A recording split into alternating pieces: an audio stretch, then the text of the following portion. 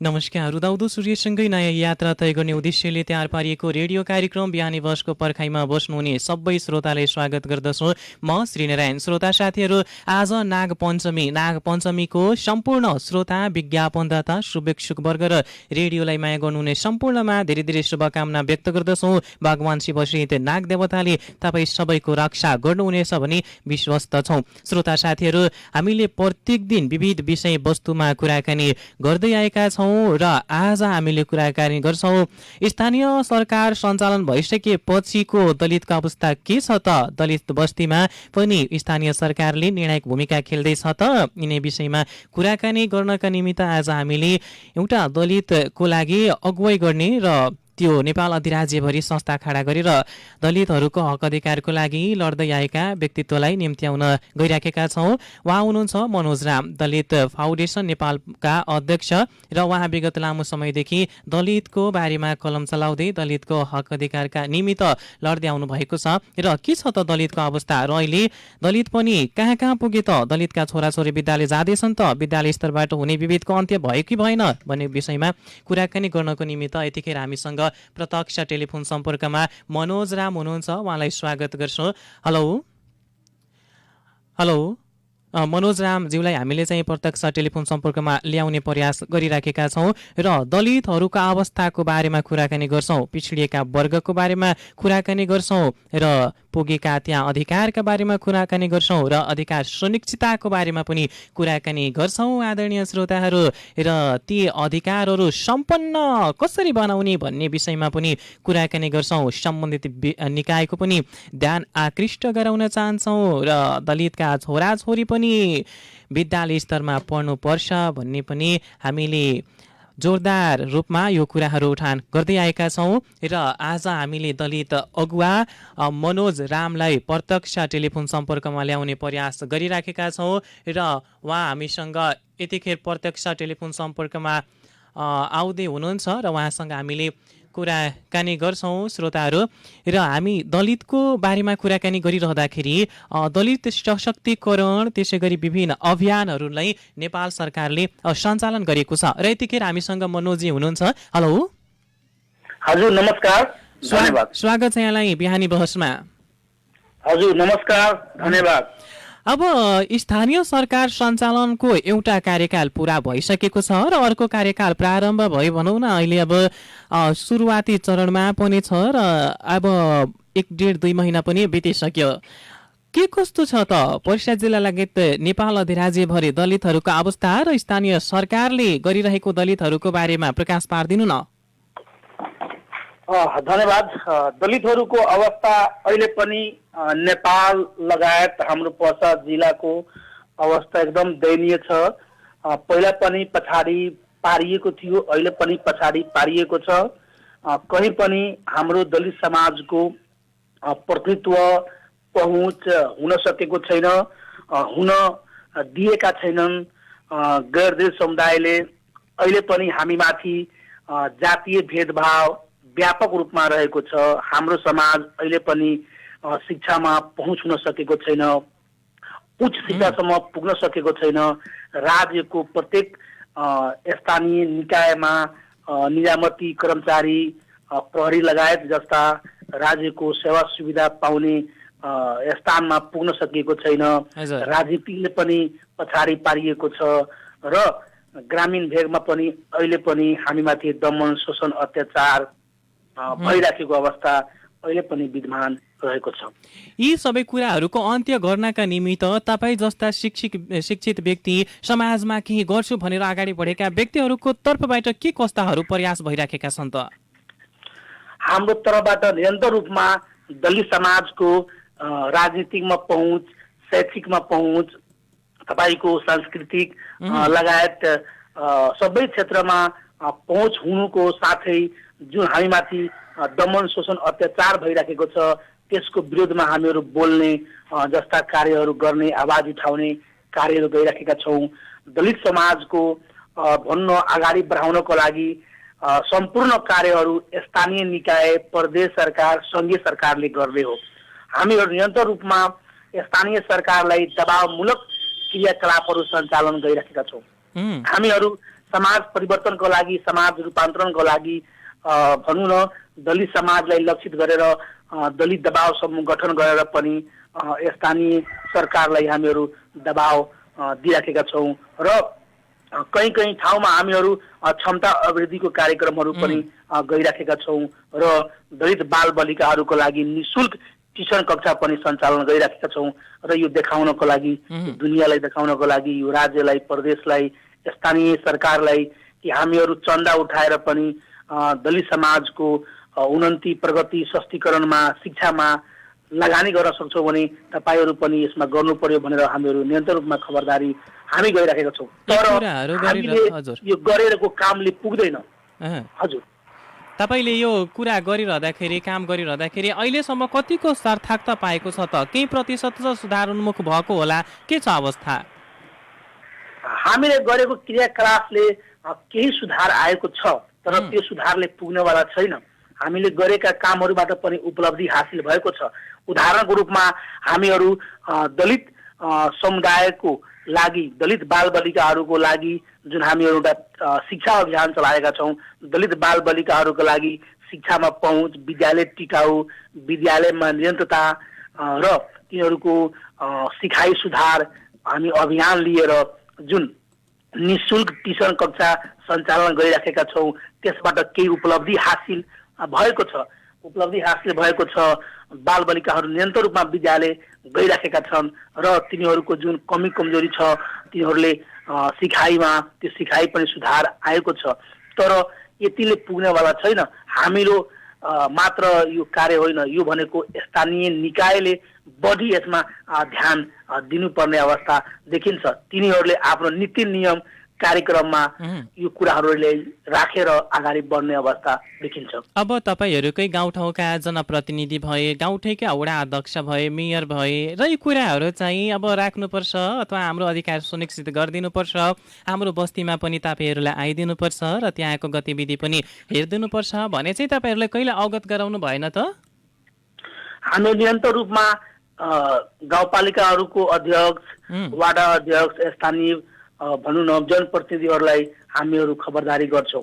म यो पर्सा जिल्लाको जुन हाम्रो 14वटा स्थानीय निकायहरू छन्, गाउँपालिका, नगरपालिका, वाडा, कहीँ पनि अध्यक्ष, उपमेयर, वाडा अध्यक्षमा हाम्रो दलित समाजबाट कोही निर्वाचित पनि हुनुहुन्न र त्यो निर्वाचित नभएपछि आफ्नो अधिकार राख्ने पनि समस्या पनि देखिन्छ।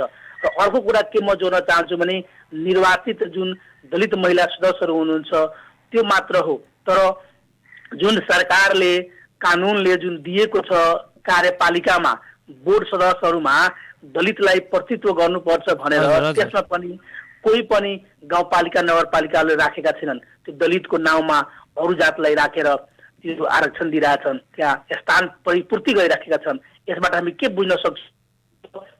दलितको लागि स्थान दिएको छ, सरकारले स्थान दिएको छ, त्यो स्थानमा पनि दिइराखेका छैनन्। हामी के महसुस गर्न सक्ने, आफै महसुस गर्न सक्छौँ भने यो स्थानीय निकायका जनप्रतिनिधिहरू दलितको आवाज कति सुन्दै होला। कसैले पनि दलितको कार्य छैनन्। धेरै गाउँपालिकाहरूको मैले नीति तथा कार्यक्रमहरू, बजेटहरू हेरेको छु। धेरै कार्यक्रममा महिला दिएको छ, शिक्षाको खण्ड दिएको छ, तर स्पेसल कसैले दलित भन्ने शब्द राखेर एउटा भनौँ न विषयगत राखेर दलितको लागि यो गर्ने, यो कार्यक्रम गर्नुपर्छ भनेर कसैले दलितको एउटा खण्ड राखेर कुनै योजना विनियोजन गरेका छैन जस्तो महसुस हामीहरू। तर स्थानीय सरकारको चुनावको बेलामा स्थानीय प्रतिनिधित्व गर्छु भनेर चाहिँ उम्मेदवारी दिएका र उम्मेदवारी दिए जितेकाहरूकै घोषणापत्रमा थियो हामी चाहिँ दलित बस्तीलाई उत्थान गर्छौँ, दलित बस्तीमा यो कार्यक्रम ल्याउँछौँ भनेका थिए। अहिलेसम्म त्यसमध्येका एउटा पनि कार्यान्वयन भएको छ कि छैन भने यहाँलाई कस्तो लाग्छ? अब त यो तपाईँले भनेको कुरा एकदम सही हो। तिनीहरू चुनावको बेलामा दलित समाजको सशक्तिकरण गर्छौँ, दलित समाजको सामाजिक रूपान्तरण गर्छौँ, शिक्षामा लगानी गर्छौँ जस्ता बाचाहरू गर्छन्, तर अहिलेसम्म गरेका छैनन्। अहिलेको जुन जनप्रतिनिधि हुनुहुन्छ, अहिले त उहाँहरू भर्खर 4-5 महिना भएको छ। उहाँहरूलाई दोष लगाउनु भन्दा पहिलाको त जनप्रतिनिधिहरूले अहिले पनि दलित समाजमा नालाको समस्या छ, रोडको समस्या छ, बाटोघाटो छैन। अहिले पनि हिलोमा पाकीमा मान्छेहरू हामी दलित समाजहरू हिँड्ने गर्छौँ, तर त्यही गाउँमा गैर दलितको टोलहरूमा पिच ढलान नालासम्म विकास गरेका छन्, तर हाम्रो दलित समाजको टोलमा विकास गरेका छैनन्। मात्र आफ्नै एरियाको होइन, म यो पर्सा जिल्लाको धेरै ठाउँहरूमा म हेर्ने गरेको छु र खालि पर्सा जिल्ला पनि भन्न मिल्दैन, अरू पनि जिल्लाहरूमा हेर्छौँ भने यस्तै अवस्थाहरू रहेको छ। गैर दलितको टोलमा विकास ज्यादा हुने, सबै थोकहरूको विकास हुने, तर त्यही गाउँको त्यही दलित टोलमा विकास नभएको अवस्था देखिएको छ। तर अब यो नयाँ जुन जनप्रतिनिधिहरू आउनु भएको छ, अब उहाँहरू के गर्नुहुन्छ अब हेर्न बाँकी छ। तर केही गाउँपालिकाहरूमा दिनमा चाहिँ के तपाईहरूको बस्तीमा पुग्यो कि पुगेन जनप्रतिनिधिहरू? जनप्रतिनिधिहरू अहिले निर्वाचित जनप्रतिनिधिहरू पुग्नु भएको छ र अध्ययन र अवलोकन गर्नु भएको छ। हामी त्यो अहिले हेरिरहेका छौँ, तर आशा गरेका छौँ कि हाम्रो पनि केही हुन्छ भनेर। तर अब यो बजेट दलित व्यक्तित्वहरू कहिले भोट ब्याङ्क मात्र बनिरहने त, कहिलेसम्म? एकदम सही कुरा भन्नुभयो। हाम्रो दलित समाज अहिले पनि भोट ब्याङ्कको रूपमा अवस्था छ र हाम्रो दलित समाजका जुन भनौँ न राजनीति गर्ने अलिकति पढे लेखेका बुझेका उनीहरू पनि आफू बिकिराखेका छन् नि त। हजुर, त्यो व्यक्तिहरू राजनीतिमा अगाडि आउन खोजेका छैनन्, अरूलाई मात्र भोट दिने दिलाउने टाउको गन्ना गराई पैसा आफू वसुल्ने, आफू मेरो लागि यो गरिदिनु, मेरो बस्तीमा यति भोट छ म दिलाइदिन्छु, अथवा यति मान्छेलाई तपाईँले सहयोग गराइदिन्छु भन्नेहरू पनि देखिने तपाईँहरूकै बस्तीमा। किन होला त्यस्तो? शिक्षित भइसकेपछि आफ्नो समाजको लागि नसोचेको दलित बस्तीका युवाहरू, दलित बस्तीका व्यक्तित्वहरू। त्यस्तो अवस्था पनि छ, तर सबै ठाउँमा त्यस्तो अवस्था होइन, धेरै ठाउँमा त्यस्तो अब मनोज राम जस्तो छैन नि त अरू, तर पढे लेखेका त धेरै छन् तपाईँहरूको पनि समुदायमा छन् नि। एकदम सही कुरा हो, त्यो हामीहरू स्वीकार छौँ। किनभने जहाँ अब दलितको उम्मेदवारै कोही बनेका छैनन्, दलित समुदायको जनसङ्ख्या बढी हुँदा पनि, त्यहाँ शिक्षित व्यक्तित्व हुँदा पनि त्यहाँ कोही उम्मेदवार बन्न नसक्नु भने त्यो पनि बुझ्न सकिन्छ। अर्को कुरा के छ भने जहाँ दलितको जनसङ्ख्या बढी पनि छ अथवा त्यहाँ भोट ब्याङ्क छ भने त्यहाँ पार्टीहरूले पनि ध्यान नदिने, पार्टीहरूले पनि ध्यान दिनुपर्छ कि दलितको पनि उम्मेदवार बनाऊ। पहिला के छ भने तर तपाईँहरूबाटै कुनै पनि आवाज उठ्दैन नि त कि म नेतृत्व गर्छु, म प्रतिनिधित्व गर्छु, म चुनावमा जान्छु, चुनावी प्रतिस्पर्धा गर्छु, किन भएको छैन होला? आत्मसाहस नै बढाउँदिन नि। कहीँ कहीँ हुने गर्छ, तर कहीँ कहीँ हुने पनि गरिराखेको छैन। र कहीँ जहाँ दलितले म उम्मेदवार बन्छु अथवा दलितलाई उम्मेदवार बनाऊ, त्यस्तो पनि धेरै ठाउँमा सोचहरू छैन। त्यो समाजमा कमी कमजोरी छ, समाज अहिले पनि दबिएको छ, अहिले पनि पछाडि परेको छ।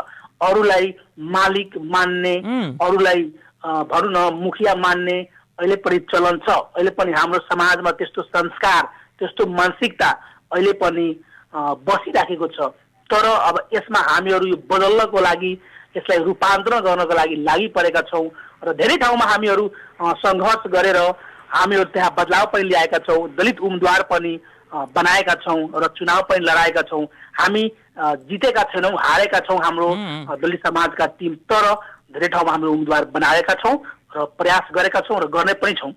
हजुर, पक्कै पनि। र हाम्रो पनि चाहना के रहेछ भने समान प्रतिनिधित्व होस्, सबै समुदायले आफ्ना कुराहरू राख्ने ठाउँ पाओस् र सबै समाजमा एकरूपता भई अगाडि बढोस्। र सबै समाज एउटा अगाडि बढ्यो भने, एकरूपता भयो भने चाहिँ देश निर्माणमा सहजता हुन्छ र राष्ट्रको उन्नति र प्रगति हुने गर्दछ। अब तपाईँ हामीलाई बताउनुहोस्, यो कुराहरू गरिरहँदाखेरि अहिलेको शिक्षा परिवेशमा जानु पर्दाखेरि पहिला दलित व्यक्तिका छोराछोरी विद्यालय जाँदाखेरि नै विद्यालयमा भएका अन्य बच्चाहरूसँग, अन्य बालबालिकासँग उनीहरू धेरै पीडाहरू खेपिन्थे। तिमी त दलित हो, अथवा तिमी मुसर हो, चमार हो, डोम हो, तिमी अन्तै बस, छोइन्छ टाँसिए भने त्यस्तो थियो। अनि त्यही भएर चाहिँ विद्यालय नगएका पनि धेरै बालबालिकाहरू देखिएको थियो। अहिले के छ अवस्था? विद्यालयमा सामान्य वातावरण भइसकेको छ एउटा दलितका छोराछोरी निर्धक्क भएर पढ्न पाओस् भनेर? एकदम त्यो भएको छ, त्यो वातावरण सृजना भएको छ। तर मानसिकता चाहिँ अहिले बदलाव भएको छ कि छैन? त्यस्तो माहौलहरू छ, तर अब धेरै शिक्षकहरू त्यस्ता हुनुहुन्छ कि दलितलाई हेप्ने, दलितको यो जात हो, यो डोम हो, यो चमार हो, यो मुसर हो भनेर यिनीहरूलाई कम पढाउनु पर्यो, यिनीहरूको होमवर्क चेक नगरिदिने, यिनीहरूलाई त्यति ध्यान नदिने, अर्को नजरियाले हेर्ने, अर्को दृष्टिकोणले हेर्ने, त्यस्तो पनि अवस्थाहरू धेरै ठाउँमा रहेको छ। धेरै शिक्षकहरू पढे लेखेका, अब शिक्षक भन्ने बित्तिकै त एजुकेटेड व्यक्ति हो, तर एजुकेटेड व्यक्तिहरूबाट, शिक्षित व्यक्तिहरूबाट पनि सकारात्मक विभेद भएको पनि हामी महसुस गरेका छौँ। त्यस्तो अवस्थाहरू पनि अहिले पनि रहेको छ। र अर्को के छ भने हाम्रो समाजमा जातीय विभेद व्यापक छ नि त, त्यो व्यापक जुन जातीय विभेदहरू विभिन्न तरिकाबाट रहेका छन्, त्यसले प्रभाव त सबै क्षेत्रमा पर्छ। तर बढी गरी जातीय विभेद र सन्तुलन गुमाएको जातीयता भनेको चाहिँ दलितमै पर्छ, किनभने धेरै मान्छेहरू यो त दलित हो भनेर दलित भन्ने बित्तिकै अर्कै दृष्टिकोणले हेर्छन्। तर त्यही दलितले गरेका कार्यहरूबाट चाहिँ आफ्ना पूजापाठमा लगाउने, दलितले बनाएका धेरै नाङ्लो सुप्लो के होइन, त्यो सबै आफ्नो पूजापाठमा गर्ने, त्यत्रो महान छठमा गर्ने। तर दलित भन्ने बित्तिकै अथवा दलित यो ठाउँमा बस्यो, दलित भने यो ठाउँमा आयो भने चाहिँ त्यो जग्गा नै र त्यो ठाउँ नै अछुत हुने भन्ने प्रवृत्ति कहिले अन्त्य होला, के सोच्नु भएको छ यहाँले? एकदम तपाईँले भनेको कुरा ठिक छ।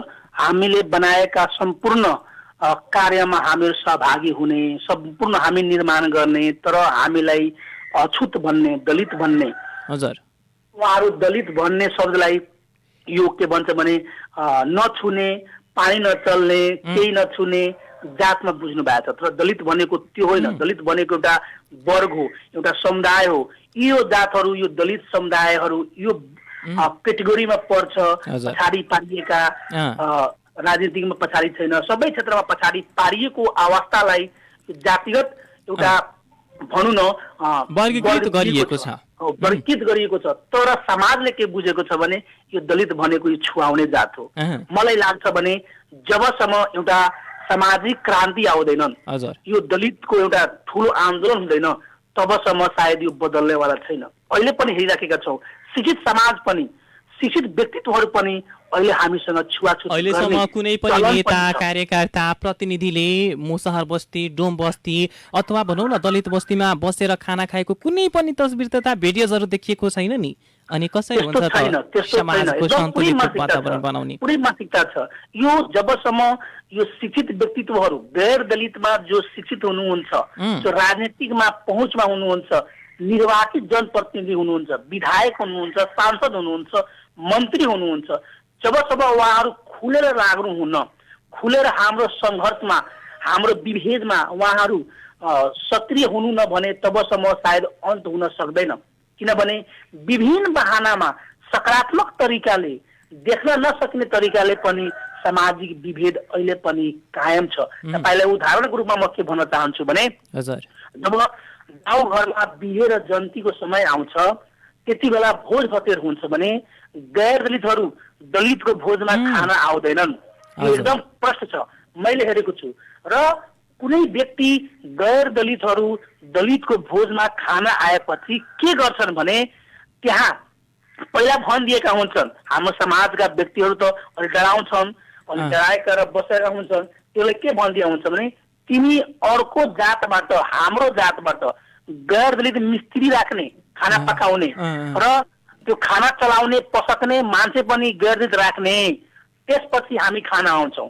र त्यस्तै पनि हुन्छ, धेरै ठाउँमा हेरेको छु। तर बिरामी भएर बेडमा छटपटाइरहँदाखेरि रक्तको अभाव भने चाहिँ दलित अथवा कुनै पनि व्यक्तिलाई ल्याऊ, डाक्टरले भन्दाखेरि ल्याउने, छिटै रक्त लिइहाल्ने, तर चाहिँ भोज भतेरमा दलितलाई अन्तै राख्ने प्रवृत्ति छ नि त हाम्रो समाजमा। अनि यो भइरहँदाखेरि अहिलेको नयाँ जेनेरेसन युवाहरू, दलित बस्तीका व्यक्तिहरूलाई मानसिक अवस्था कस्तो होला? मानसिक उनीहरूमा भार कस्तो पर्दै होला त? कति एकदम दुःखद कुरा हो, एकदम चिन्तित हुन्छौँ। म आफै चिन्तित हुन्छु कि दलितको भोजमा दलितले नपकाउने, जसको भोज हुन्छ त्यसैले त्यो भोजहरू, खानाहरू छुन नपाउने, चलाइदिने, यस्तो पनि अवस्था देखेपछि धेरै मानसिकता चिन्तित हुन्छ र आक्रोश पनि आउँछ कि हामी कस्तो व्यक्ति हौ, कस्तो व्यक्ति छौ, अहिलेसम्म पनि हामी यो छुवाछुत जस्ता शब्दहरू सुनिराखेका छौँ र भोगिराखेका छौँ। सायद हामीहरूले भन्न क्रान्ति नै गर्नुपर्छ र यसको बदलावको लागि जे पनि गर्न तयार हुन्छौँ, त्यस्तो मानसिकता युवामा बस्ने गरेको अवस्था हामी देखेका छौँ। यसबाट के हुन्छ भने समाजमा द्वन्द्व सृजना हुने, समाजमा एउटा आन्दोलन हुने अवस्था पुग्न सक्छ। यसबाट समयमा ध्यान नदिएपछि समाज हामी शान्तिमय तर यो समस्या समाधानको निमित्त त स्थानीय प्रतिनिधिहरूले नै चाहिँ गाएर तपाईँहरू केही बस्तीमा बसिदिए, भोजभतेर खाइदिए, सँगै आफ्ना अगुवा कार्यकर्ताले लगेर खुवाइदिए भने चाहिँ अन्य अन्य मानिसहरूको चाहिँ मनोस्थिति चाहिँ पक्कै पनि सुधार हुन्छ होला भन्ने हामीलाई लाग्छ। प्रतिनिधिबाट नै के अपेक्षा छ त? प्रतिनिधिहरूबाट खासै अपेक्षा मैले देखिराखेको छैनौँ। मानौ कि हामीहरू त्यो जबरजस्ती गर्छौँ भने सायद कहीँ कहीँ गर्न सक्छन्, तर आफै मनले अगाडि आउनु पर्ने अवस्था। किनभने भोट त दलितबाट लिएका छौँ त, त्यो लिएकोले आफै एउटा नीति ल्याउनु पर्यो, आफै कार्ययोजना ल्याउनु पर्यो, आफै बजेट निर्माण गर्नु पर्यो। जबसम्म गाउँपालिकाका नीति तथा कार्यक्रमहरू, वार्डको नीति तथा कार्यक्रमहरू जब दलित मैत्री हुँदैन, छुवाछुत मुक्त हुँदैन, तबसम्म सायद यो हुन सक्दैन। किनभने प्रदेश सरकारले पनि दलित सशक्तिकरण ऐन ल्याएको छ, त्यहाँ समिति बनाउन लगाएको छ, जातीय छुवाछुत उन्मूलन समिति बनाउने। सङ्घीय सरकारले त 100 वर्ष भइसक्यो नेपाललाई छुवाछुत राष्ट्र मुक्त गरेको घोषणा गरेको, तर कागजको खोस्टोमा सीमित भएको छ। कागजको खोस्टोमा छ। अहिले पनि हाम्रो समाजले बुझ्न सकेका छैनन् र गैर दलितहरू बुझेर पनि कानुन हुँदाहुँदै पनि अपराध गरिराखेका छन्, एउटा सामाजिक अपराध गरिरहेका छन्। यो दण्डीय अपराधहरू तिनीहरू जानिराखेका छन्। हामी विभेद गर्छौँ भने, हामी छुवाछुत गर्छौँ भने हाम्रो कानुनी सजाय छ, तै पनि गर्छन्। किन गर्छन् भने तिनीहरूको राज्यमा पहुँच छ। तपाईँहरू पनि चुप लागेर बस्नु भनेको चाहिँ एउटा ठुलो अपराध हो। यदि तपाईँहरूसँग त्यस्तो व्यवहार हुँदैछ भने किन कानुनी उपचार नखोज्नु भएको होला, किन डराउनु भएको होला तपाईँको समुदायका व्यक्तिहरू? अहिले पनि अब कारण के छ भने हाम्रो समाजका जुन व्यक्तित्वहरू हुनुहुन्छ जो समस्या भोगिराख्नु भएको छ, उहाँहरू आत्मनिर्भर हुनु न, उहाँहरू सम्पूर्ण आफ्नो क्रियाकलाप, आफ्नो सहारा भनेको त्यही गैर दलित व्यक्तिहरूलाई बुझ्नु भएको छ। उहाँहरूको खेतमा काम गर्ने, उहाँहरूको घरमा काम गर्ने, उहाँहरूको ज्यादादारी गर्ने, उहाँहरूबाट कर्जा लिने, उहाँहरूबाट साप्ती लिने, त्यस्तो अवस्थाले गर्दा के भएको छ भने हामी यसको विरोधमा बोल्छौँ भने भोलिको दिनमा यो सम्बन्ध टुटिन्छ र तिनीहरू पनि दबाएर राख्छन्, त्यो गैर दलितहरू, त्यो साहुहरू, कि तिमी मेरो विरोधमा बोल्छौ भने तिमीलाई म यो काममा लगाउँदिन, तिमीलाई पैसा दिँदैन, तिमीलाई खाना लगाउन दिँदैन, तिमीलाई खेतमा काम गर्न दिँदैनौ, त्यस्तो पनि भन्ने गर्छन्। र यसको डरबाट तिनीहरू आफ्नो विभेदका विरुद्धमा बोल्न सक्दैनन्।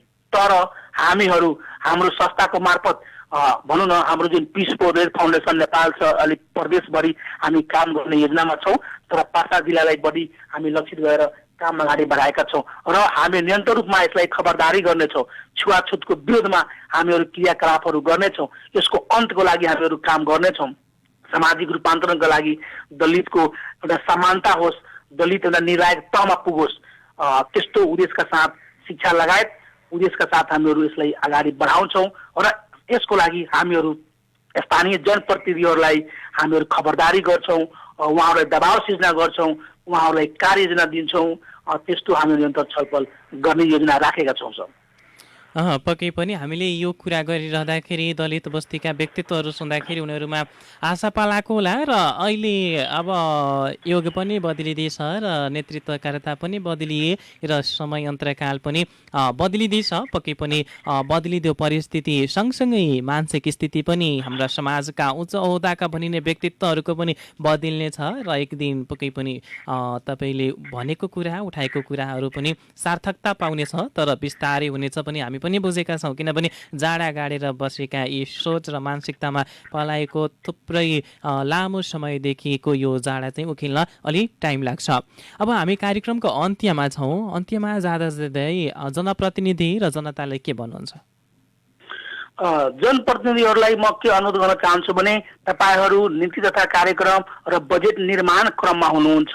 तपाईँहरू हाम्रो आवाज सुन्दै हुनुहुन्छ भने दलित मैत्री बजेट बनाउनुहोस्, दलितको पनि एउटा खण्ड बनाउनुहोस्, अरू समाजको राख्नुहुन्छ, महिला राख्नुहुन्छ, बालबालिका राख्नुहुन्छ, खाने पानी राख्नुहुन्छ, शिक्षा राख्नुहुन्छ। त्यसको साथसाथै तपाईँ दलितको प्रेमी हो, तपाईँलाई दलितको सामाजिक न्याय चाहनुहुन्छ भने दलितको सामाजिक रूपान्तरणको लागि, दलितको सामाजिक परिवर्तनको लागि नीति तथा कार्यक्रम राख्नुहोस्, बजेट निर्माण गर्नुहोस् र दलित समाजका व्यक्तिहरूलाई अगाडि ल्याउनुहोस्, केही नेतृत्व दिनुहोस्। गाउँपालिकाबाट सञ्चालन हुने क्रियाकलापहरूमा दलितलाई अगुवाई दिनुहोस्, त्यहाँ निर्णायक तहमा दलितको भूमिका पनि होस्, त्यस्तो पनि स्थान तपाईँहरू दिनुहोस्। तपाईँहरू बदल्न चाहनुहुन्छ भने, बदलावको सोचमा हुनुहुन्छ भने, नभए तपाईँहरू दलित विरोधी हुनुहुन्छ भने हामीहरू भन्नेछौँ। र जनसमुदायलाई के भन्न चाहन्छु भने तपाईँहरू विभेद नसहनुहोस्। तपाईँ आफूमाथि भइराखेका छुवाछुत जुन भइराखेको छ त्यसको विरोधमा बोल्नुहोस्, स्थानीय सरकारको विरोधमा बोल्नुहोस्। प्रशासन, राज्यले हामीलाई सहयोग गर्नै पर्छ र गर्छ नै, किनभने देशमा कानुन छ, हामीहरू कानुन उपचार खोज्छौँ।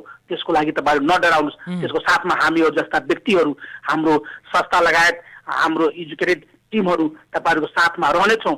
त्यो पनि म यो जानकारी दिन चाहन्छु। र साथै जुन गैर दलितहरू हामीमाथि विभेद गरिराख्नु भएको छ, छुवाछुत अन्त गरिराख्नुहुन्छ, उहाँहरूलाई अनुरोध गर्न चाहन्छु म तपाईँहरू छुवाछुत अन्तमा पनि लाग्नुहोस्। गैर दलित पनि हाम्रै समाजका हो, हामी पनि यही समाजका हौँ। हामी दुवै मिलेर समाजले अगाडि बढाओस् र हामीमाथि भइराखेको छुवाछुत र दमन शोषण अन्त होस् र तपाईँहरूको भूमिका सबैको होस्, हामी त्यो पनि चाहन्छौँ। धन्यवाद। हुन्छ, समयको व्यस्तताको बावजुद पनि हामीलाई समय दिनुभएकोमा तपाईँलाई धेरै धेरै धन्यवाद। हजुरलाई पनि धन्यवाद छ, श्री सन्वी एफएमलाई पनि धन्यवाद छ कि दलितको आवाजलाई, एउटा गाउँ टोलको आवाजलाई एउटा मिडिया हजुर र बेला बेलामा हाम्रो आवाजलाई पनि यसरी अगाडि ल्याउनुहोस्। दलित सशक्तिकरणमा तपाईँको भूमिका धेरै होस्, त्यो म धन्यवाद दिन चाहन्छु, शुभकामना दिन चाहन्छु। धन्यवाद, नमस्कार। हुन्छ, नमस्कार। उहाँ हुनुहुन्थ्यो पिस फर दलित फाउन्डेसन नेपालका अध्यक्ष मनोज राम हामीसँग दलितका बारेमा कुराकानी गर्दै। र श्रोताहरू, सङ्घीयता आयो, लोकतन्त्र हुँदै गणतन्त्र, र अहिले हामी चाहिँ सङ्घीय सरकारको सञ्चालनमा छौँ, सङ्घीयताको। र यो एउटा कार्यकाल बितिसकेको र अर्को कार्यकाल पनि स्थानीय पालिकाको आएको छ र प्रदेशको अब चुनाव पनि हुनेवाला छ र केन्द्रको पनि। तर यी अब सङ्घीयतामा पनि मुलुक आइसकेपछि आफ्नै गाउँठाउँको सरकार भइसकेको भए तापनि अहिले पनि भनौँ न एउटा दलित बस्ती र दलित व्यक्तित्वको लागि जुन हुनु पर्थ्यो त्यो भएको छैन। र अहिले पनि हाम्रो समाजमा तल्लो जातको हो, तबाट छोइन्छ भनेर चाहिँ हेप्ने, डराउने, धम्काउने र उनीहरूलाई सधैँ एउटा तल्लो रेखामुनि राख्ने गरी जुन चाहिँ अहिले कुराहरू भइराखेको छ, समाजमा देख्न पाइएको छ, त्यो जनप्रतिनिधिको कार्यबाट, उनीहरूको पहलबाट नै अन्त्य हुन्छ भन्ने हाम्रो अपेक्षा र विश्वास त छौँ। श्रोता साथीहरू, मानव मात्र हो र मानवता हाम्रो धर्म हो। हामी सबैजना मानव हौँ, मानिस हौँ र हाम्रो मानवता धर्म हो र मानवता कहिले पनि बिर्सनु हुन। कुनै पनि जातपात हुँदैन, हामी सबैजना मानिस हौँ, यति मात्र बुझ्नुपर्छ। यदि तपाईँले अहिले बिरामी हुनुभयो र बेडमा छटपटाउँदै हुनुहुन्छ, मृत्युको शैय्यामा तपाईँले छटपटाउँदै हुनुहुन्छ, त्यो बेला डाक्टरले रगत माग्यो भने तपाईँ सोध्नुहुन्न कुन जातको हो, त्यो रगत सिधै तपाईँसँग म्याच भयो भने चाहिँ लिनुहुन्छ। तर फेरि हामी किन जातपातको कुरा गर्छौँ त? आज यही कुरा हाम्रो चाहिँ गर्दै थियौँ दलित अगुवाईसँग। र आजको कुराकानी तपाईँले कस्तो लागेको छ प्रतिक्रिया दिन नबिर्सनुहोला। आजको समय सकिएकोले प्रविधि कक्षका साथी सानुलाई धन्यवाद। र भोलि फेरि अर्का अतिथिसँग म श्रीनारायण आउने नै छु। अहिलेको लागि बिदा हुन्छु, नमस्कार।